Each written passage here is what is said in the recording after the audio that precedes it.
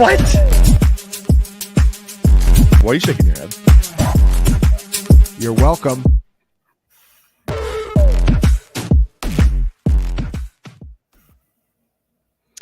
And welcome back to another College Fantasy Football All Access show. We are super excited to be with you tonight. I got my boy Matt Wispe here with me, one of our DFS writers at FantasyPoints.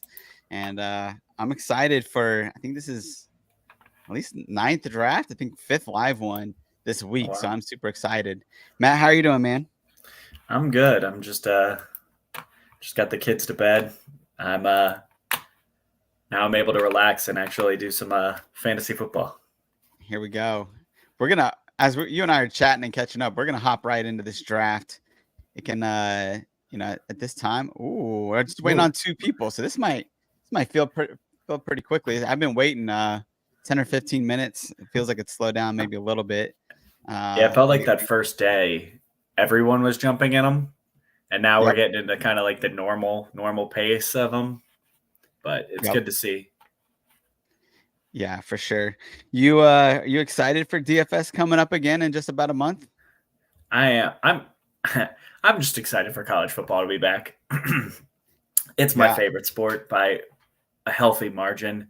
Nothing makes me happier than Saturdays during the college football season. So I am just excited to just get some football back. Yeah, are we allowed to reveal your team of choice? It's in my bio. It says I try my best to not let my Ohio State bias get in the way. So it doesn't work. I probably let my Ohio State bias get in the way. That's why I don't write about them. There we go. What is it national championship this year? I mean, are they the favorites right now in the betting odds? I think we're the betting odds favorite. It's us and Georgia. I mean, okay. But I would say this is kind of a fun season because there's 4 teams that are like a clear tier above everybody. Yeah. Just in this, like it's Georgia, Ohio State, Oregon, and Texas. I do sort of I think there's going to be some chaos this year that messes stuff up with that, but I'd be pretty shocked if we don't get the national champion out of that group. That's I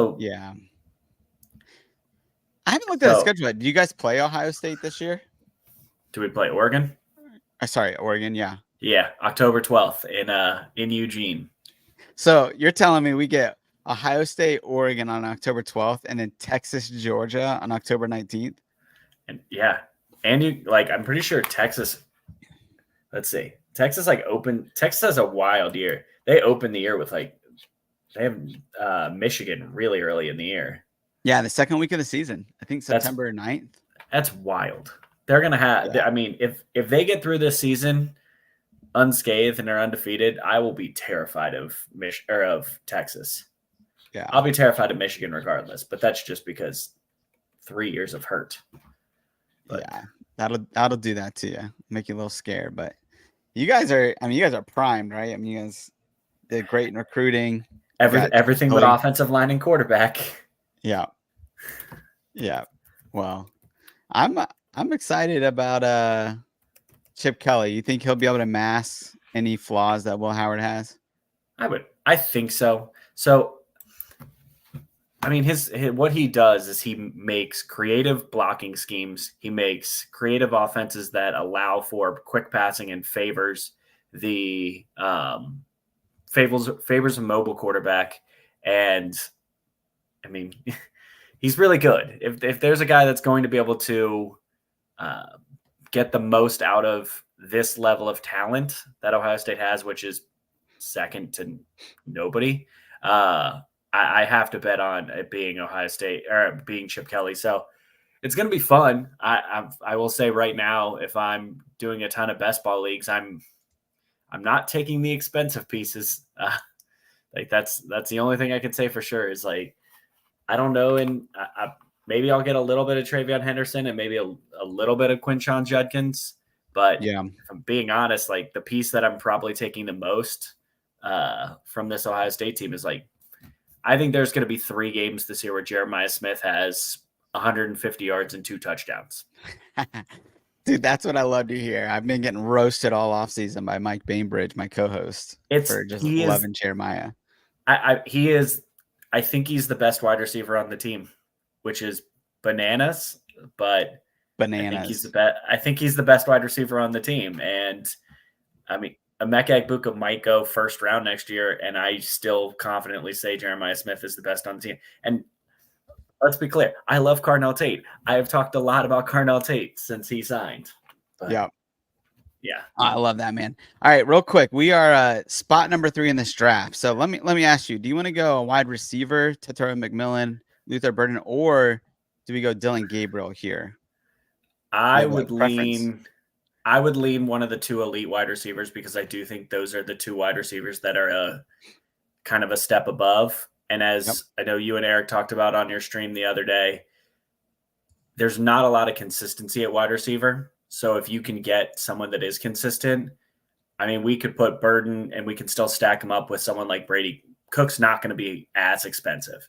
His ADP's in the 50s. We're a little bit lower on him, but you can get him later, and that's you're building off that.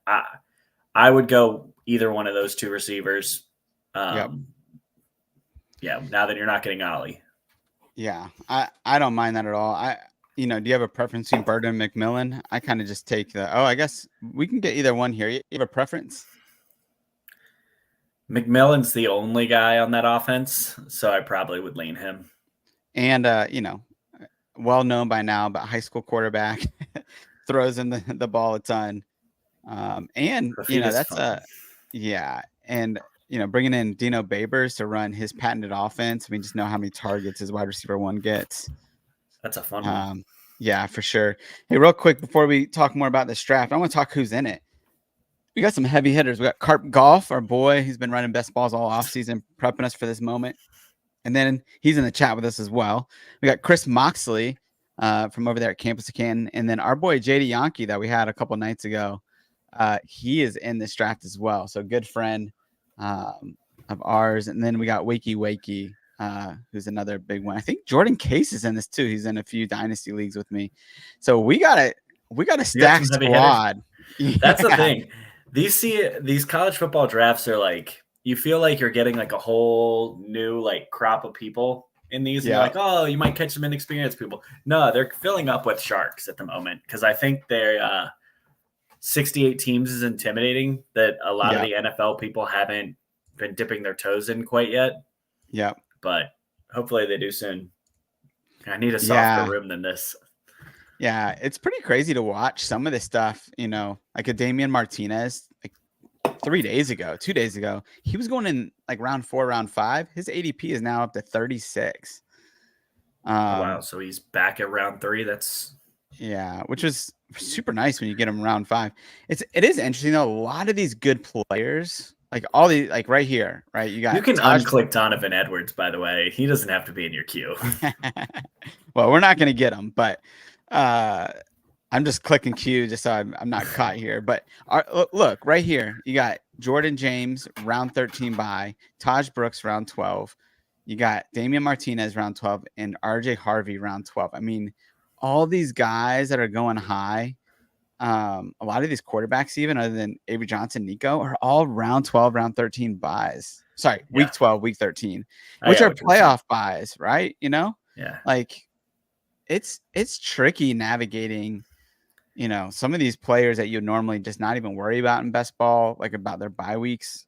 Here becomes a little more tricky. Are you thinking about that at all? Like, as we're getting into this today, there's some. I would be hesitant because like one of the I think that stacking up Dylan Gabriel with either Stewart or Tez Johnson is something that will carry people through the regular season. Yeah. But I would be truly terrified to have it as my like core of my team. Mm-hmm. If I had to use potentially 2 out of my first 3 picks, or even frankly, my first 2 picks on it, and someone has Jordan Case has Tez Johnson and Evan Stewart. Those are going to be probably 2 of his starting wide receivers. I mean, probably 2 of his 3 starters every single week. And week 14, I don't know how much you've looked at the pay structures on this, but the difference between just making it to week 14 and making it to the finals versus making it there. I mean, you're 20xing your money if you make it to the finals, and if you only make it to the semis, you've made $5. So just I'd be crazy. scared. Yep, it's like min cash, right? Like not even. It's pretty interesting. Okay, so we're up here. Okay, Jaden Ott just went. I mean, it's one of those things where there's not a lot of great options. I mean, I'm okay. I'm not saying fade Oregon in this case. I think James is a pretty viable option here. I think he's going to get the ball a lot. He's the most proven back in that backfield. We already have one wide receiver. We don't need this isn't like the NFL one, especially with it being super flex. You don't have to go crazy on wide receivers. But I mean, in fact, like to your point, like what you're saying, it's only 2 wide receivers that you have to start. It's half PPR, then it's a flex, and then 2 running backs. So it's a pretty it's a good structure here. I mean, we even got, I didn't have an RQ before, but we got Xavier Restrepo coming up with his next pick, or Jeremy Bernard. I mean, there's lots of options here. You see these quarterbacks kind of flying off the board. We could go Kyron. We might need to grab one. Yeah. I say we grab Kyron if he's there. This is filled. Okay. Are you cool with Kyron Drones here? I'm good with Kyron. That's fine. Okay. I think he's a guy in best ball. I mean, we know from DFS, the guy just had some boom weeks, right? Where he scores 40 plus points. You don't have him during week 12. So that is a deal. But I've been finding, we'll talk about it later, but I've been finding guys later that we can get that can get us through for that 1 week, especially if Kyron Jones is viable in every other week, you know? And ending with, if you do survive week 12 and you're in that semifinals at Duke and then home against Virginia, that's a fun end of season to have him where you feel a little better about his chances to boom. Yep. Exactly. Yeah. We found a little bit of you guys here. So Martinez just went middle 3rd round today, right? Again, this is a guy that's going 4th or 5th round a few days ago. People are definitely catching up. I don't know if they're just getting rankings or just, wising up, but yeah, the values are not falling quite as much as they were a few days ago. As this contest gets a little more, as we get more people entering it, you're going to get ADP solidifying pretty well. And I would say Damian Martinez was largely mispriced when you were drafting on Tuesday and is probably going to end up, I'd be shocked if he's not near that 2-3 turn by the end of it. Yep. He's the pretty clear-cut guy in that Miami backfield. And if we know anything about a Cristobal offense, it's that it's probably going to lean heavily on a running back, even if he should just kneel. But he wants to impress the recruits with that 100-yard game for Donald Chaney Jr., who's not on the team anymore. All right. I'm just filling the queue back up here.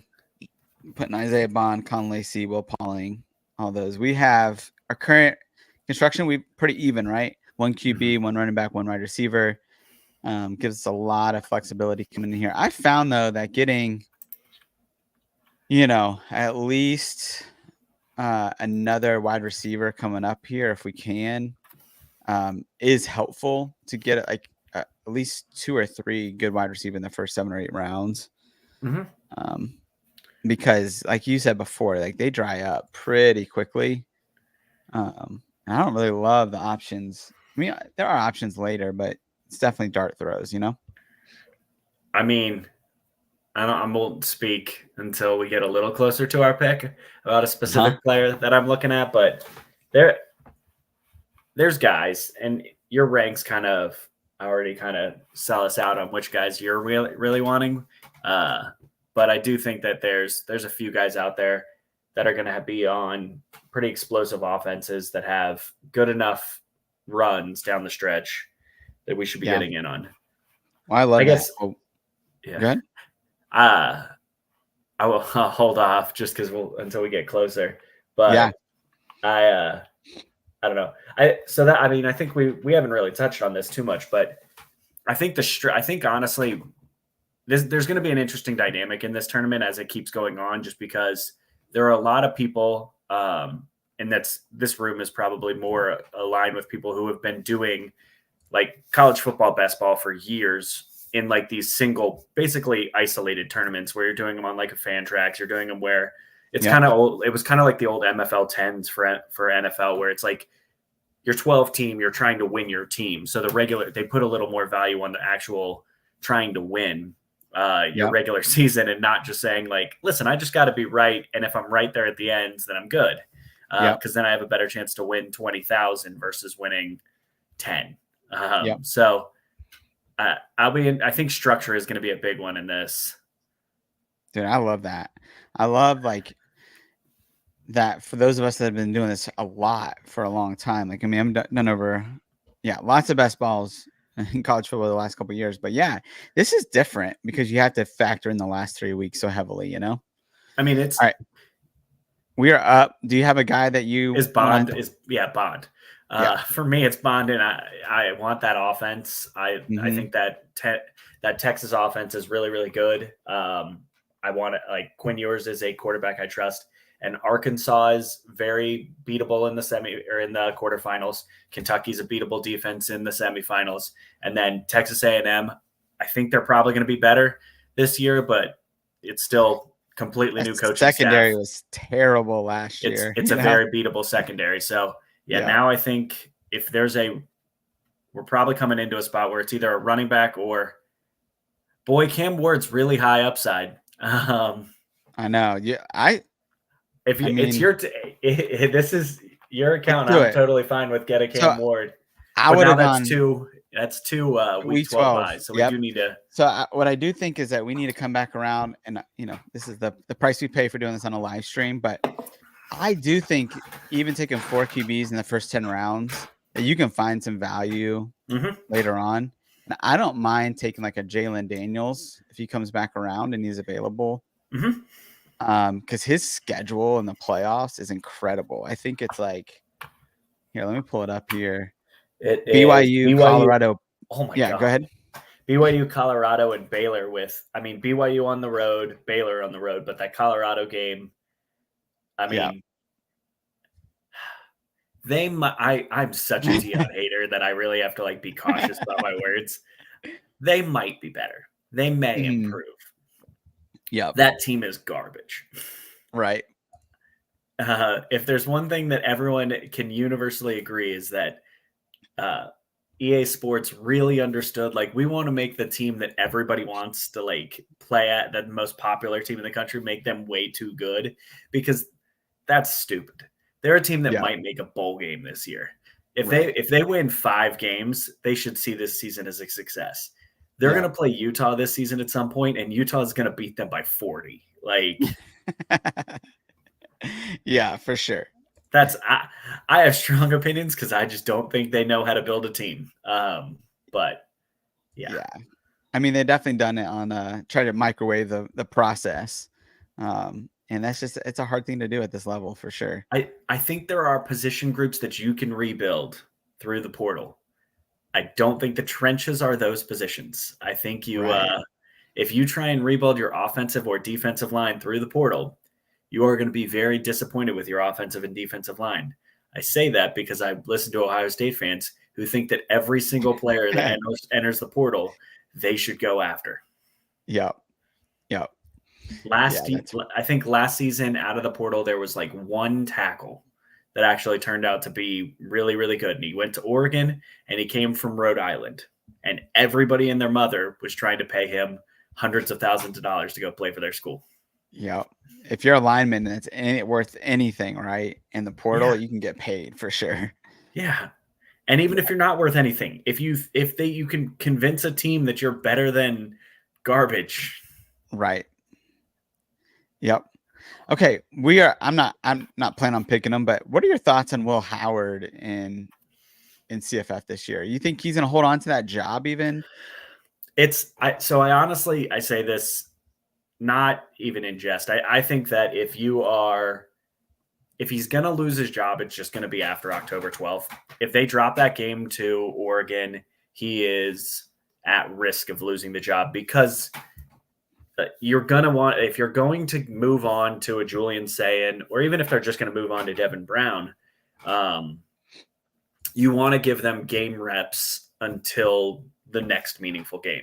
So it's that game after October 12th, this next game after October 12th, when if they were to lose to Oregon and you blame it on Will Howard, well, now you have to give game reps to Julian Sayin. You have to give game reps to Devin Brown. It could be Aaron Nolan, but it's not going to be Aaron Nolan. Yeah. But you have to get them ready. So do I think Will Howard keeps the job? Yeah. Just because I think I think Chip Kelly is smart enough on using an offense that's going to make him look good. And by that, I mean, don't be afraid to, in a game, if it seems like Quinshon Judkins and Travion Henderson can do whatever they want, then don't be afraid to have 45 carries split between those two guys. Like it might be insane. It might feel insane to not be passing the ball, but yeah, for sure. No, that makes a lot of sense for sure. All right, we're up in one pick. Do we want to go back quarterback again, or are we trying to wide receivers? I mean, if there's a wide receiver you like, I'm fine with that. But ETN's interesting for me as the top running back option.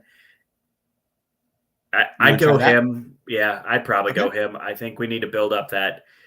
Running backs do in college more so than pro. Running backs do actually have ridiculously high ceilings because teams can lean on them a lot more. Yeah. In pro, we all like the upside of a great wide receiver week tends to be higher than the upside of a running back. They consistently score more. But in college, I mean, there's a reason the number 1 overall pick is Ollie Gordon, and it's not in question. Yeah. Or if you're having group of 5 included wide, the top 2 picks are both running backs. They're really going to make me just stare at this. ADP is making me real tempted, but I'm not going to suggest we go with another quarterback. I mean, I'm cool with another quarterback for sure. I think in this next pick, it's Will Howard. Who do you want to go? I would go Will. I mean, I'm good with Will Howard. I believe they do not have a bye down the stretch. Northwestern Indiana, Michigan. Yeah. Yeah. Hopefully we're not having Will Howard as our quarterback as the top quarterback option week 12, week 14, because I do think that'll be a bloodbath of a game. Not a bloodbath. Not a game where you want. Virginia Tech plays UVA, and I think Miami's got like Syracuse So let's hope that we are leaning on one of those 2 quarterbacks at that in week 17. So yeah, but again, I like this. I like this build of these 3 QBs, right? You got Kyron Jones, Cam Ward. They will get you. I mean, they're going to score a lot of points early on. We got Cam Ward in the 5th round, and Kyron Jones in the 3rd.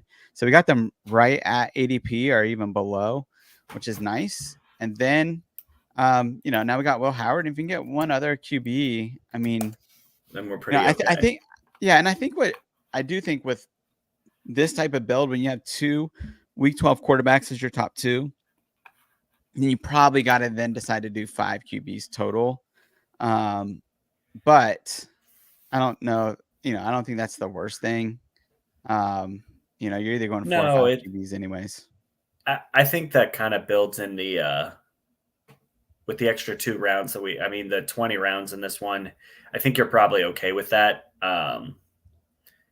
We have a lot of mobility at our quarterback, so I'm feeling pretty happy about that. Yeah. So a lot of upside there, right? Will Howard, he can have some weeks that are pretty big. Cam Ward, obviously, and Kyron Jones, both of those guys. I'm really going to be forced. You're going to force me into a couple of picks here that I'm not going to be happy with in my heart, but I'll grit my teeth and suggest a couple of guys here in a minute. But yeah.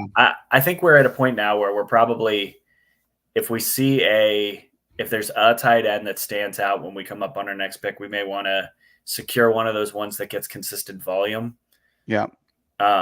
Just because that's pretty infrequent, because if you don't do that, then you are probably having to dart throw extra spots late. Yeah. And since we may be forced into holding that 5th quarterback, it's probably worthwhile to pay up for, yes, you only have to start 1 tight end, but you don't want to have to carry 3 if you don't have to.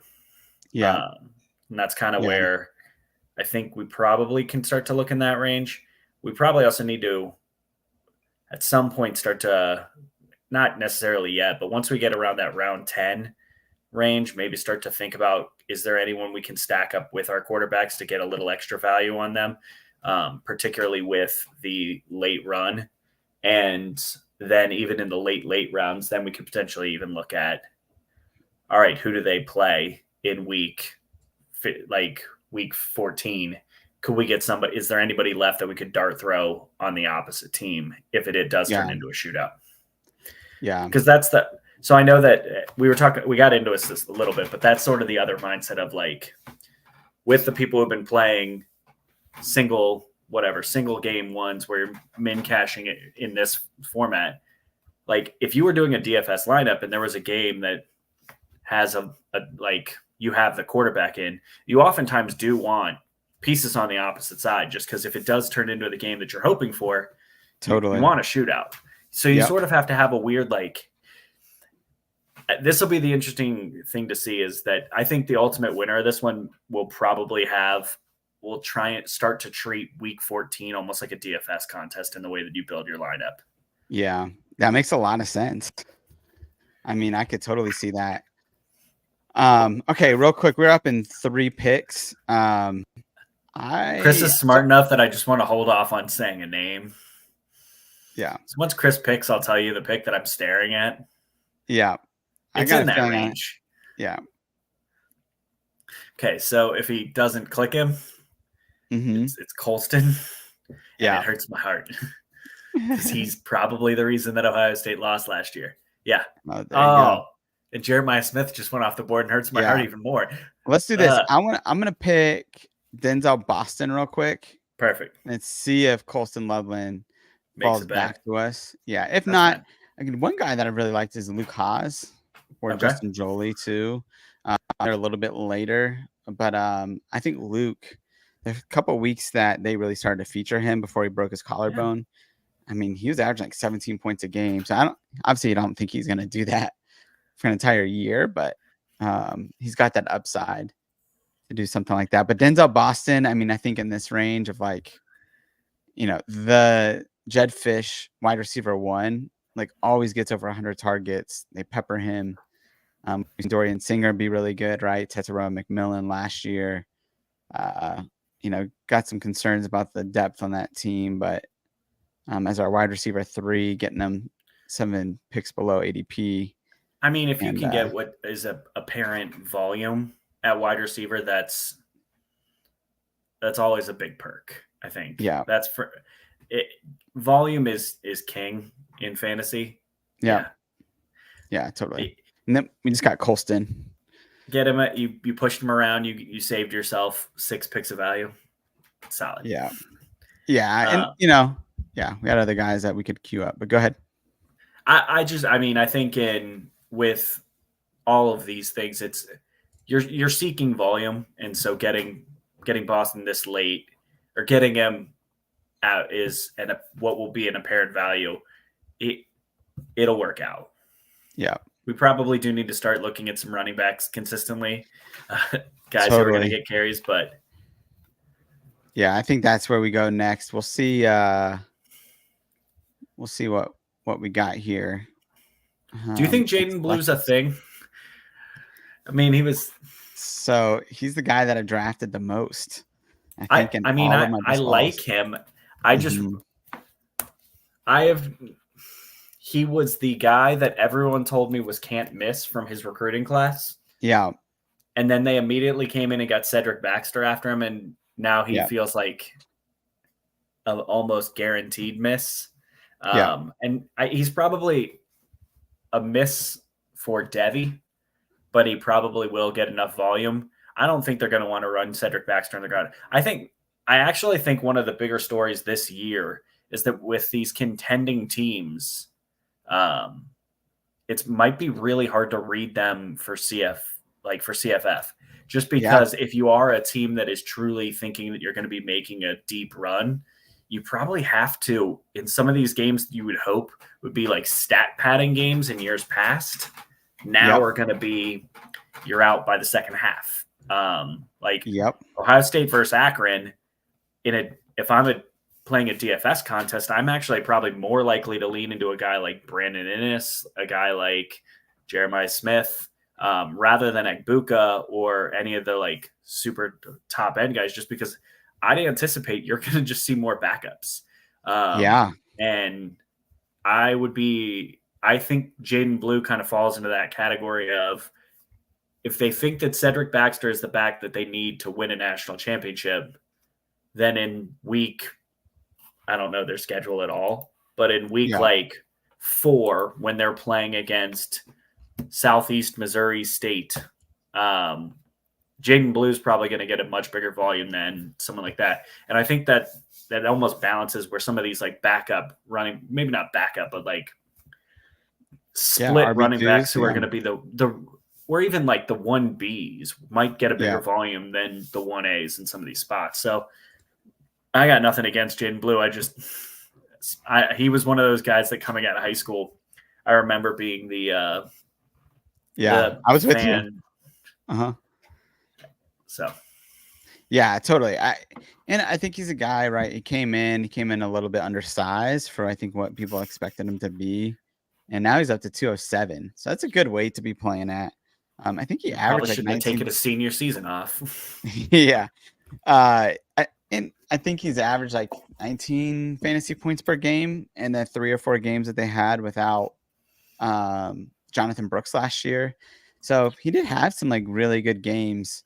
So we'll see. You know, I think part of what I started to do over time is the second running back that people aren't taking in timeshares, I'll usually try to take a shot on because there's so many injuries at the running back position. So example, last year, George Alani, a bunch of Ashton Genty. And you know, it's lucky, but it paid off because he ended up being like the number one guy because those guys were going to split carries, and then he just got all the volume. So it was nice in that way. All right, what do we got? I mean, we're going running. We think it's running back. Is there one that you're particularly high on? I mean, I like Jordan Waters. I mean, I think he could be really good there at NC State. You might be pigeonholed into him for now. I think that's probably works. Yeah, we can talk about our next one. Let's see. What are you thinking?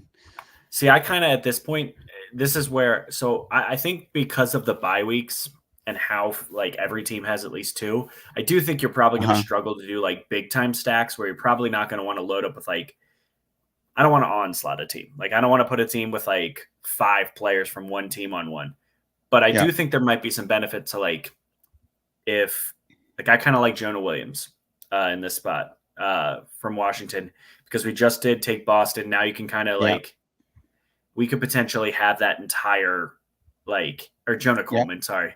Yeah, I gotcha. If we get Coleman here, we've got that little bit of a Washington one. So if Washington does Sun run down the stretch where we get them, whatever. I know Washington has a week. Do they have a late bye? Week 13. Yeah, they got a week 14 or week 13. Yeah. But if we were to get them, like if they go off against UCLA, or heck, if somehow they beat Oregon again this year, if just somehow completely different coaching stuff, but somehow managed to do what they did against Oregon again. Like it's just one of those things. You're making a bet on a team, and I love that. I love those type of stacks, and I think that's a really smart way to think about it. You know. We got. Let's see. I think we got 10 picks to go back up. I don't know, maybe like 13, but a couple other guys that I think I would like in this range is a Jadarian Price from Notre Dame. Their schedule down the stretch is Virginia, Army, and then USC. Pretty good schedule. And I think Jadarian Price, I think Jeremiah Love, if it was PPR, I might prefer him a little bit more, but they're splitting him out in the slot and doing things that way. But Jadarian Price, I could totally see being the RB1 in that system and getting more carries. And so he's a guy I wouldn't mind. Parker Jenkins will be the running back one for not Tulane, for Houston, with Tulane's coach coming over there. And then Jaquindon Jackson. He'll be the RB1 at Arkansas. We'll see how that goes for him. He had a rough year at Utah after we all thought he was going to be a stud. Do you have any thoughts on Jaquindon Jackson? Arkansas, the issue I always have with Arkansas is just that there's they have 3 weeks off the entire season, and it's when they're not playing in conference, because they are undermanned in every aspect. Yeah. But being in that offense, you will get the ball as a running back. I wouldn't bet on him being like an elite all-season guy, but for what we do in this, which is look for volume and look for opportunities where you could potentially have a big week, I like that. Yeah, that's a really good point. In the playoff, all right, week 12, they have Texas and then Louisiana Tech and Missouri. So that Louisiana Tech game could be a big one. Yeah. And honestly, Missouri's defense isn't – I know Ohio State's offense made Missouri's defense look like it was really good at the end of last year, but that was just because they decided to not play football. Missouri's defense it's not an easy one, but when you're comparing it to some of the other ones that they're going to run into in the SEC, it's not the toughest. Yeah. I don't want to take this as Missouri slander. I think Missouri's really good. I'm excited about Missouri, but yeah. Yeah, totally. No, I love that. All right, well, let's go to Jadarian Price here if he falls. Price was who I would be. Price was the one I was leaning. Okay. Yeah, let's do that. And then maybe we got 3 wide receivers, so maybe let's go back to wide receiver, look at that a little bit. Yeah. And then got some gross quarterbacks to talk about at the end, but Ethan Garbers. Yeah, but there could be some payoff in finding the week 12 values, especially with our guys having buys. I was saying that in jest, but also Ethan Garbers' UCLA's playoff run is Washington, USC, and Fresno State. Yeah. They should be more talented than Fresno State, and they should be able to move the ball on USC. Yeah. Yeah, totally. I am not being fully serious in saying take Ethan Garbers, but UCLA is the one team that I am kind of like, maybe I can find a piece. Yeah, and if you can put 24, 25 points in that week, then that could be really good. Is our stack for Will Howard going to be Carnell Tate? I don't know. That's up to you, man. Not yet.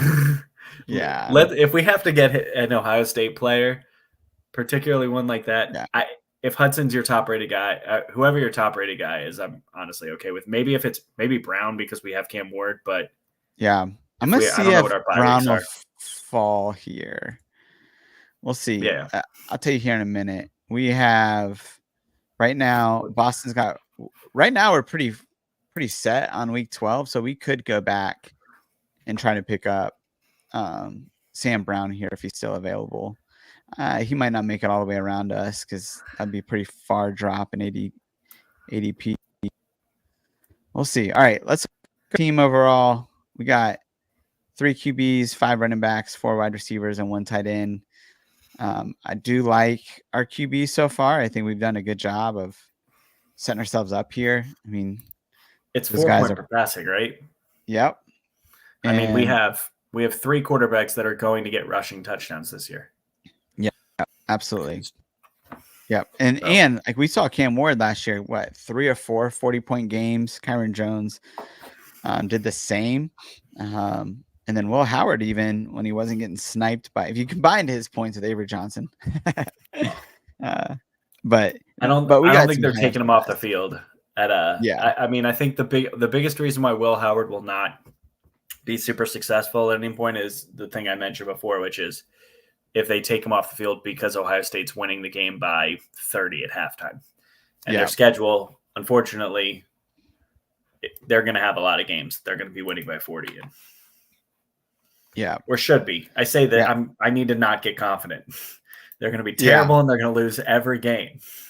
Well, But Akron, Western Michigan, Marshall, they should be up by big time points in that. And then same thing, Nebraska, they should run off the field.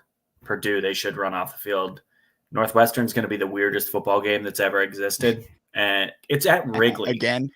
It's at Wrigley Field. Yeah. That's that crazy. team's going to suck. Do you remember, and then Indiana.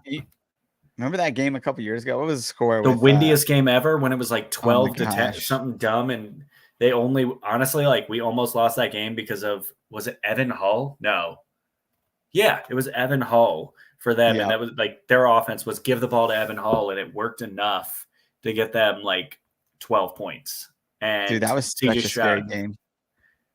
Yeah. If you had any, that was one where I'm not huge on like, don't necessarily like completely panic if you see it's going to be a little bit windy. But that was one where I follow enough beat reporters who said, I didn't want to be on the field because I could barely stand up. Like people who are photographers were like, I don't know how they played football here. Dude, that is insane.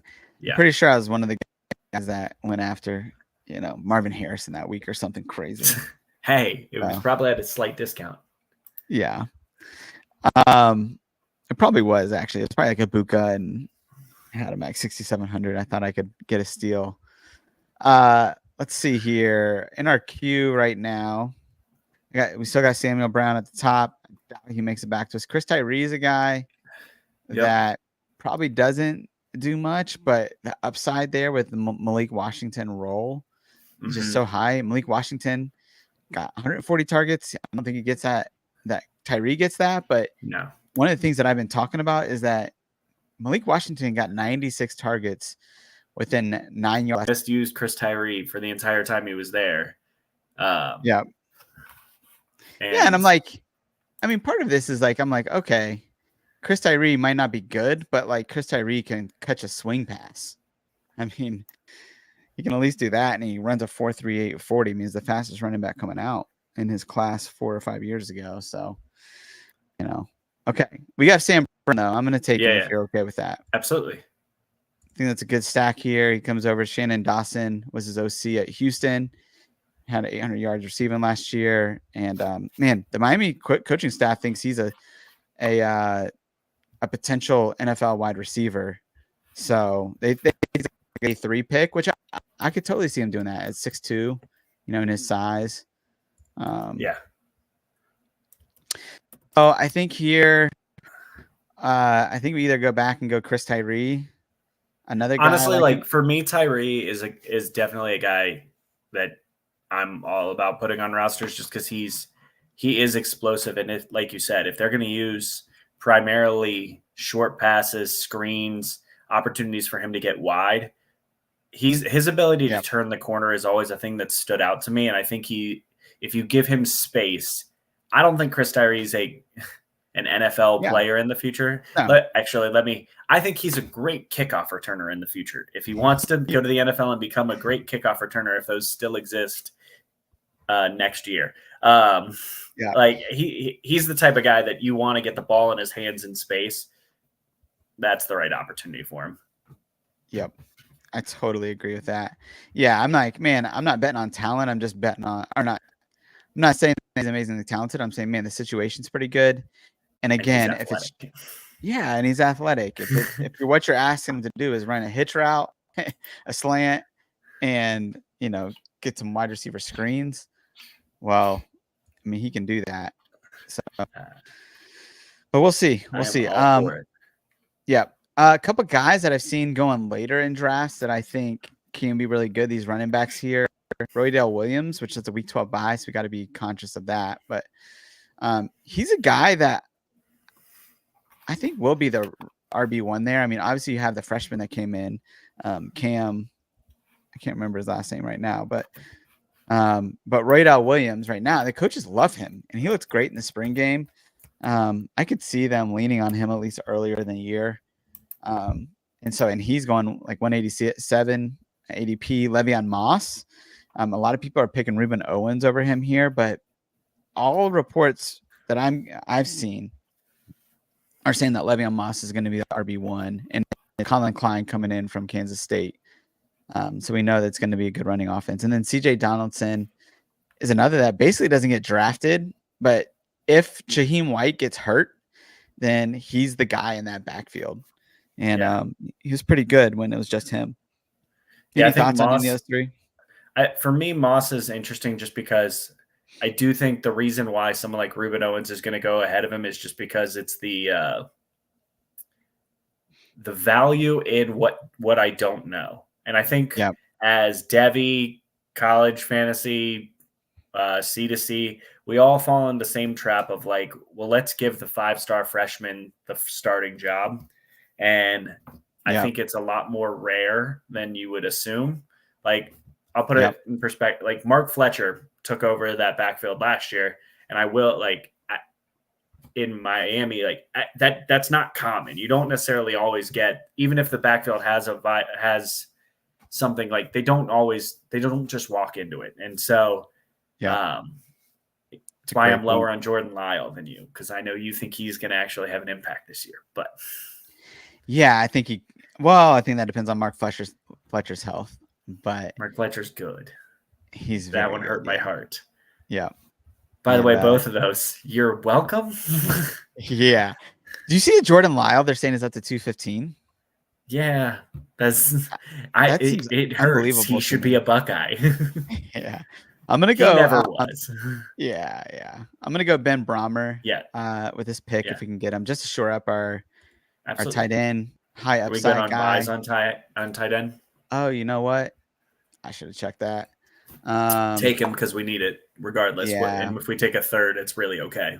I think Iowa State, let's see, they got 3-9. Michigan has 7-12, so we should be good. We're good. Yeah, I don't even know that we have to touch it again. Yeah. I think Loveland will give you, I think what Loveland gives you is consistent enough production that you don't need to go grab a third. Yeah. And Brahmer will fill the gaps in our bye weeks, and maybe he spikes a couple of weeks because Iowa State likes to lean on him.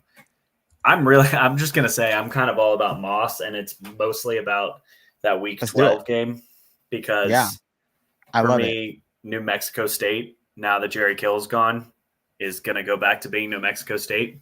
And getting that in the playoffs, and then Auburn and Texas aren't great, but getting us through that quarterfinal when there are so many buys, having a really strong matchup guy is probably more valuable than not. Yeah, I agree. Unless the ADP is just way off. No. We are now in round 17. It doesn't matter. ADP sort of doesn't matter. Yeah, totally. Yeah, I speaking of 5-star freshmen, Micah Hudson. Jeremiah Smith. Okay. Yeah, he's and not just Micah Hudson, but guys like that, like a TJ Moore, like are they guys that might not have a lot of impact early on, but could be rounding the corner later in the season? Mm-hmm.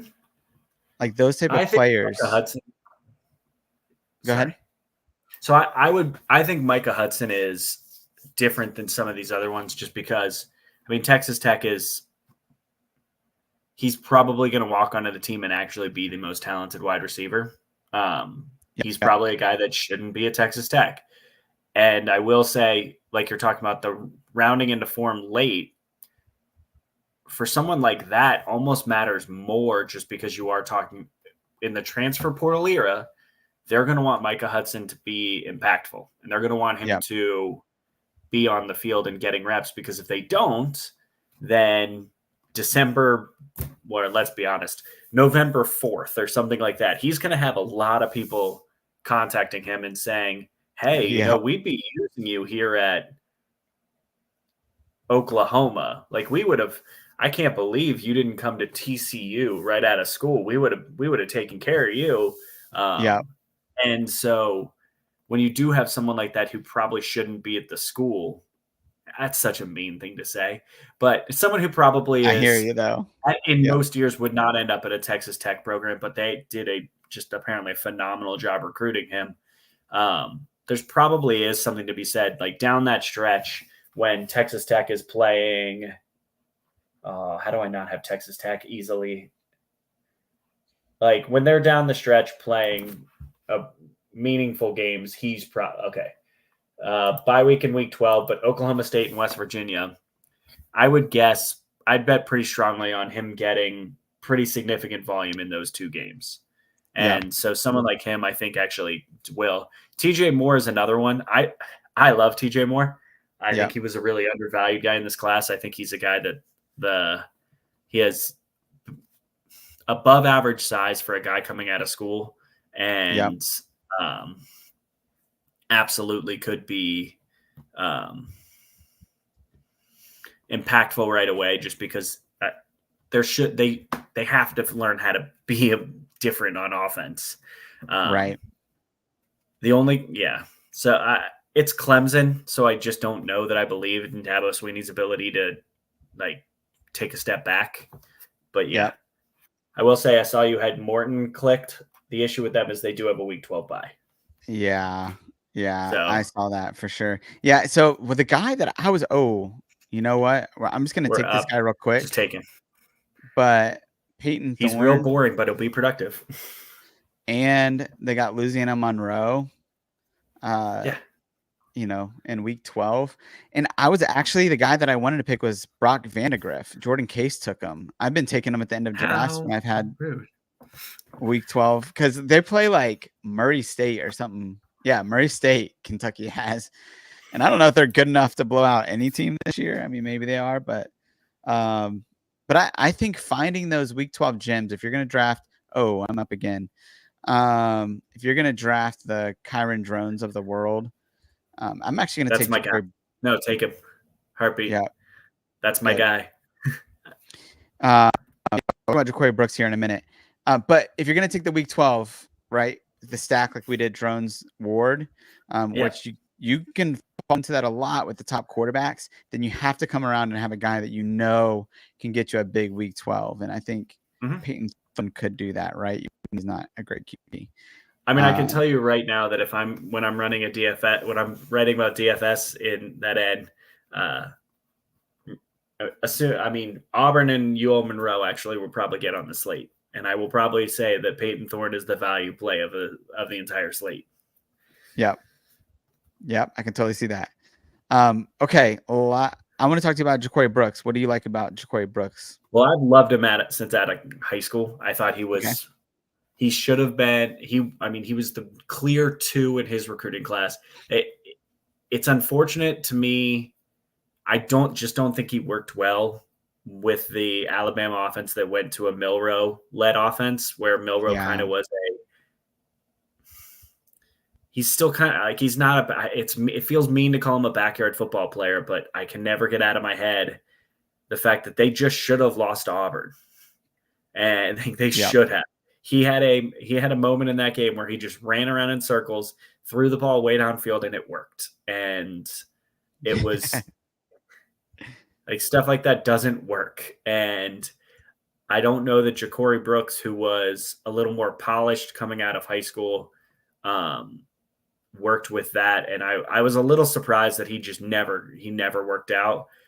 I think Louisville is going to see him as the talent that he is. And frankly, they're going to not necessarily force feed, but I don't think they're going to hesitate from giving him volume. So I bet on talent a lot of the times. And particularly you just got him in the 19th round, a guy that if we'd said this 2 years ago, we probably would have been saying was a future first round NFL draft pick. Yep. Louisville's interesting. And you're talking about like, there is a wide receiver for Louisville that will be fantasy relevant this year. And I think it's something absurd, like 6 of the last 8 years, when it's not Rondale Moore, it's an outside wide receiver in that offense. And so now you're picking between Chris Bell and Ja'Cory Brooks. And, Ja'Cory Brooks is a really good talent. And they've said, Brom just a few weeks ago, that Ja'Cory Brooks fully healthy, and we're expecting him to make a big impact this year. So it could be Chris Bell, right? Like I think he's talented too, but Ja'Cory Brooks probably has more nuance to his game and his route running and just overall skill than Chris Bell. I mean, I don't know what you think about that, but I would say Ja'Cory I don't Brooks know is that I have a probably a better strong wide take. receiver. Yeah. I think if you're betting on a Braum offense, getting someone like Ja'Cory Brooks in an offense that you trust, he'll get himself some volume. Yep. Okay. We got Raul or Garbers or one of these guys. I mean, we could use another. I'll be honest. I think I'm leaning toward. I think I've talked myself fully into Hudson. Okay. And I only say that just because I think you've made your bet at quarterback in saying that you've covered your bye weeks, and that I do think that we have at least our top three. It would be a surprise if we don't have 2 out of 3 of those guys hitting for starting value production every single week, to the point where it will not become a hindrance for his position. Peyton Thorne probably only touches our lineup in week 12, and hopefully, fingers crossed, hopefully we get a couple of running backs smash and we actually don't need him. And we get an extra one filling in that super flex spot. But I think that's where I would tend to lean. If you don't have to clog your lineup with an extra position, you don't necessarily want to. Yeah. No, I like that a lot. All right, I'm gonna pull up this draft for us. So we drafted 4 QBs, 6 running backs, 8 wide receivers, and 2 tight ends. All right. So one of the things I've been asking guests on the show is like, give me kind of best case scenario for this team and then worst case scenario based on who we drafted. So we'll do let's do worst case scenario first so we can end on a high note. I mean, I think worst case scenario is that we end up middle of the pack in this one, where we didn't necessarily get the highest. We didn't get the highest upside running backs because we took that wide receiver early, because we took a third quarterback fairly early. We missed out on some of the potential upside or potential breakout players that are in those mid rounds. I struggle to see that quarterback production becoming a hindrance, but I do think that with drones, maybe he does become super spotty. And like I said, maybe Will Howard loses his job. And then you are coming up to a situation where like down end of the year. Like I said, I don't think that's the likely outcome. I think you just nailed the worst case scenario. Will Howard getting pulled in the Oregon. You're welcome. If for some reason that like Will Howard loses his job, then our true backup quarterback out of this is Peyton Thorne, and I don't think that's ideal. But I do think with this, then on the other side, the best case scenario for this is Cam Ward runs a lot and becomes kind of Miami becomes a 10-win team this year. And it's really on the back of Cam Ward just being I'm going to win football games for you kind of guy. And that elevates Brown. So between that stack, we're consistently getting pretty significant production. And with Bell and Howard, we're really finding a consistent build. Maybe I wish we would have stacked up either Howard or drones with someone on their team, but I don't necessarily feel like we whiffed too much. I like that like under the radar Washington stack that we have in there, because if Washington's offense does maintain at least some level of being top 20 under Jed Fish, it won't be the explosive number 1 offense in the country. But I do think that if you have that somewhere in the top 20, you're going to get a few spike weeks where those 2 guys are your week MVP. And then again, you catch you sun run with Tyree Brooks, Micah Hudson down the end. You really could find some, like, this is a team that I think that there is a path to the right sun run when you're hitting in week 14. If we somehow make it to week 14, I'm really going to like being the guy with Micah Hudson on my roster. I'm really going to like having Denzel Boston on my roster. I'm going to love having McMillan on my roster, even though I would guess if we are there at the end and McMillan is our stud, a lot of people are going to have McMillan. So, but I think some of those lower not necessarily lower ownership, but late round picks like Brooks and Micah Hudson are going to be the types of guys that you're going to want to make those bets on, because I would be shocked if both Brooks and Hudson are not playoff impact guys. Yeah, for sure. If Hudson's not playing a key role in that offense at the end of the year, then something's gone wrong. And then he's not playing for the team next year. Like, right. It really is one of those things where, like, it's stuff that we don't like to talk about necessarily as like purists within college football. Yep. But the truth is real simple. Like, they're going to have to fight off people for Micah Hudson at the end of the season. And it's a lot easier to fight off Clemson. Clemson's a bad example. It's a lot harder to fight off Miami. When you used him down the stretch, and in his final 3 games, he eclipsed 100 in all of them. Yeah. So. Yeah, totally. Yeah, I do like this. I mean, I think the one thing with the running backs, although we kind of punted the position a little bit, is we got RB1s, right? Waters, Coleman, like they're going to be the guys in their offense. And if Jadaeon Price and Le'Veon Moss can win that out. I mean, I think Moss is the one that stands out to me if he does hold off Reuben Owens and he is really the guy, I think Mike Elko is going to utilize the running backs because they're not really built to be awesome through the passing game. Like, they're just not.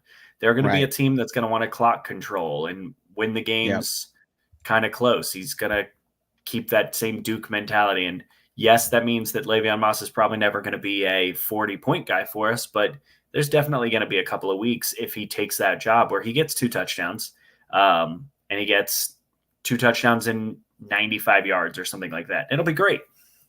Yeah. Yeah, I totally agree.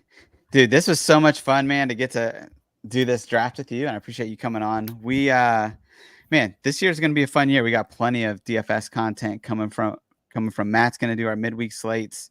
And then we'll have you guys covered on all things FanDuel and DraftKings, and it should be fun. Anything that you want to promote or talk about?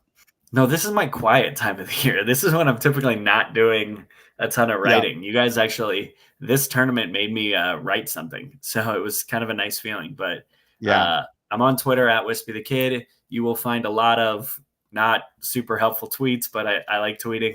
I'll be writing for FantasyPoints, and I have 1 article a week for Action Network this year, which will just be like a single game sports betting thing. So that's awesome. Yeah. And if you haven't checked out that article yet, Matt wrote an article about bye weeks. And so the very thing we've been talking about most of the show. So that was very helpful. And then we have an article coming out this week from Froton, which is a tiered positional rankings article for Underdog Best Ball.